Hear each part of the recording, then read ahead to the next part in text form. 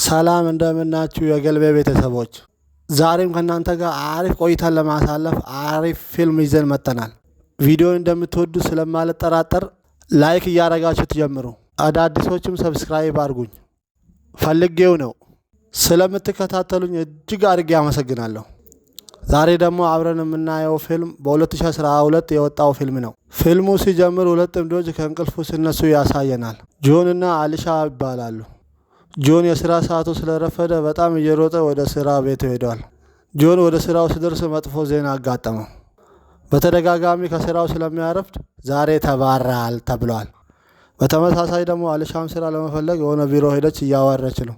ስራው አግኝታ ስራውን ለመጀመር ብር ያስፈልጋታል ብሎ ተናገሩት። እያዘነች ተመለሰች ወደ ቤቱ። ሁለቱም ቤት ቁጭ ብሎ እያዘኑ ነበር። ሁለቱም አሊሻና ጆን። አሊሻ ባንክ አካውንቷን ስታይ ጭራሽ $45 አለበት ኔጌቲቭ። በንጋታውም ገጠር ያሉት ቤተሰብ ጋር ለማሄድ አሰቡት። በአረጀች መኪና ይዘው እየወጡ ነው። በመንገድ ላይ ያሉ ድንገት አንድ መኪና ይመጣና ገጫቸው። ደስ የሚል ግን ሁለቱም አልተጎዱም። ትራፊክ ፖሊሱም ወደ ቦታ ይጠራልና ወዲያው ይነሳል። አሊሻ እንደ ድንገት ወደ አንድ ቦታ ዞር ስትል አንድ የድሮ መሸጫ ሱቅ አየች። አንድ አሮጊቷ ከዛ ሱቅ ውስጥ ወጣ። ወደ አንድ በርሜል ሄዶ አንድ የተደበቀ የወርቅ ማንቆርቆሪያ እቃ አነሳች። ከዛን ወደ ሱቅ ተመለሰች። አሊሻ እያየች ሮጣ ከስራ ሄዳ ገባች ወደ ቤቷ። እቃ እንደሚገዛ ሰው ሱቅ ውስጥ እየዞረች በድንገት ሴትዮዋ አሮጊቷ ወደ ሌላ ስትዞር አሊሻ ይዛ ሮጣ ወጣች እቃውን። ጆን ለነገሩ ምንም አልገባውም። መኪናን እየነዳ ፊቷን አዞሩና ወደ ቤቱ ተመለሱት። አሊሻም ወደ ቤት ከገባች በኋላ የራሷን ጸጉር ልስታስተካክል መተኮስ እየሞከረች ነው። ስትተኩስ ራሷ ላይ አቃጠለ። አመማትና በድንገት ወደ ማንቆርቆሪያው ዞራ አየች። ማንቆርቆሪያው እየተንቀጣቀጠ ነው። ግራ እየገባች ማንቆርቆሪያውን ስትከፍተው በጣም ብዙ ብር ከውስጥ አገኘች። ለነገሩም ግራ እየተጋባች ወደ ሳሎን ቤት እየሄደች ነበር። ወንበር እግሯን ይመታትና እየሄደች ማንቆርቆሪያውን ብሩ ማምረት ጨመረ። ጆን ወደ ስራ ቦታ ሄዶ እንዲመልሱት እየለመነ ነው። እምቢ ሲሉት እየተናደደ ወደ ቤቱ ተመለሰ። ጆን እቤት ሲደርስ ቤቱ ዝብርቅርቅ ወጥቷል። መሬት ላይ ደም አለ። ሚስቱ ተፈነከተች። ባየው ነገር ግራ ተጋባ። ምን እንደሆነ ሲጠይቃትም ሁሉም ነገር በአንድ ትነግራለች። ይሄ እንደማይሆን ሲነግራት ቆይ ላሳይትንና ለጆንን በጥፊ መታች። ልክ እሷ በጥፊ እንደመታችው ማንቆርቆሪያም ብር ማምራት ጀመረ። አሁን የገባህ ይመስለኛል አለች። ማንቆርቆሪያው አንድ ሰው ጉዳት ሲያስተናግድ ብር ያመርታል። ጆን አሁን ነገሩን ማመን አቅቶታል።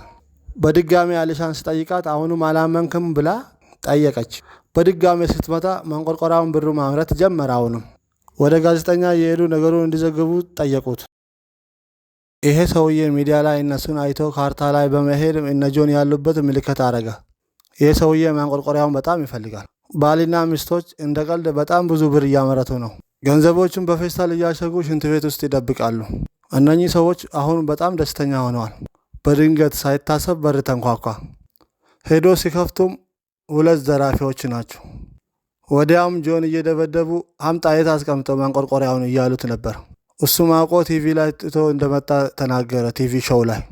በዚህ ሰዓት አሊሻ ማንቆርቆሪያውን በትራስ ትደብቃለች። በዚህ ሰዓት ጆን ጉዳት እያስተናገደ ስለሆነ ማንቆርቆሪያውን ብዙ ብር እያመረተ ነው። ብሩ በጣም እየበዛ ስለሆነ አሊሻም ቀስ ብላ ብሩን እያወጣ ብር ከሆነ ከፈለጋችሁት እንኩ እያለች ነው ለዘራፊዎች። ሰዎቹም በንዴት ቤቱን ለቆ ወጡ። ከቀናቶች በኋላ አሊሻና ጆን በጣም ውድ ወርቆችን ይገዛሉ። አዲስ ቤት፣ አዲስ መኪና፣ በቃ ሌላ ታሪክ ውስጥ ገብተዋል። አንድ ቀን ማታ ላይ ቤታቸው ውስጥ ድግስ ያስተናገዱና የድሮ ጓደኞቻቸውን ይጠራሉ። በድንገት ማንቆርቆሪያን ይፈልግ የሆነ ነበረ ሰውየው መጣ እነሱ ጋር። ሰውየው የባህልና ቅርጻቅርጽ ቱሪዝም ቢሮ ነው የሚሰራው። ማንቆርቆሪያው መመለስ እንዳለባቸው ሊነግሪ ነው የመጣው ሰውየው። ጆን ወደ ውስጥ ገብቶ አሊሻ ጋር ሄድና አሁንም አስፈላጊ ብር ስላመረትን ማንቆርቆሪያውን እንመልስ ይላል። አሊሻ እንዴት እንደዚህ ትላላ ብላ በመናደድ ሰውየውን ትሄድና አመናጭቃ በሩን ትዘጋበታለች። የድግሱን ሰዓት አልቆ ሁሉም ሰው ሄደዋል። አንድ ጓደኛቸው ይዛ ይቀራል።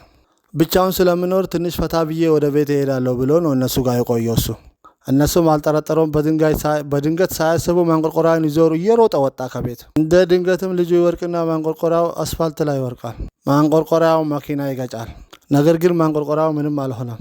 ልጁም በፍጥነት ከዛ ቦታ ጠፋ። በንጋታውም ጆን በጣም ነገሩ ስላሳሰበው ባህልና ቱሪዝም ጋር ሄደ ቢሮ። ሰውየው ነገሩ እንዴት እንደተሰራና እንዴት እንደተሰራ ሁሉም ቁጭ አድርጎ አወራቸው። አንድ በአንድ ካስረዳ በኋላ ይሄ ማንቆርቆሪያ የተፈጠረው በድሮ ጊዜ ያለው ጠቢብ ነው።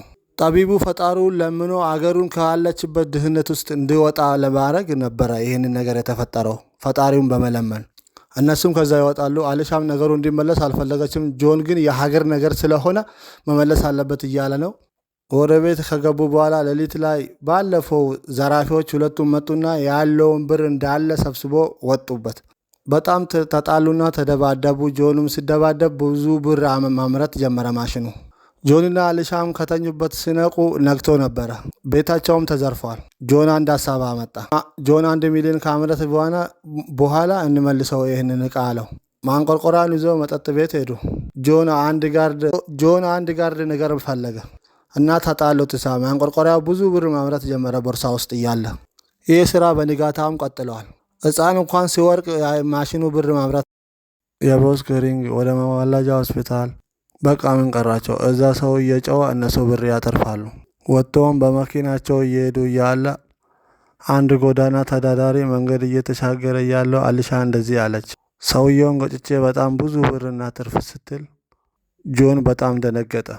አሊሻ መኪናውን በፍጥነት እየነዳች ሰውየውን ለመግደል ጆን መሪውን ይዞ ወደዛ ያዘውና ሰውየውን ከሞት አተረፈ።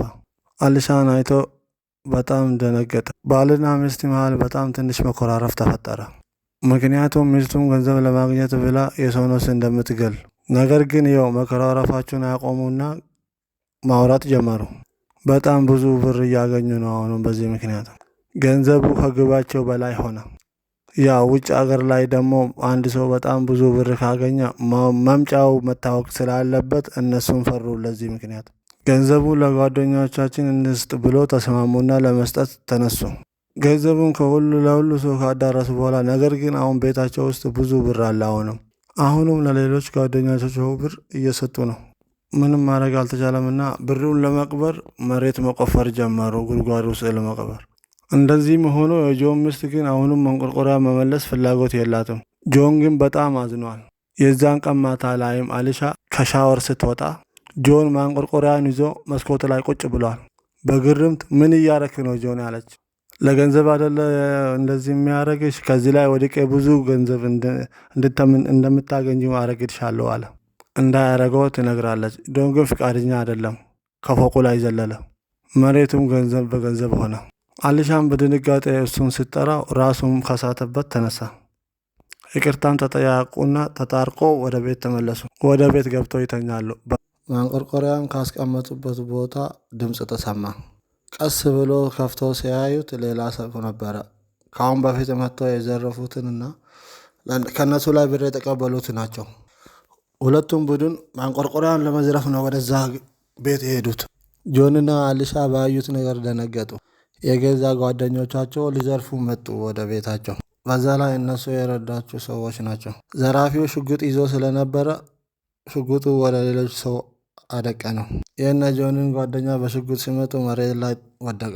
ጉዳቱ ከፍተኛ ነውና ቤት ውስጥ ገንዘብ ሞላ።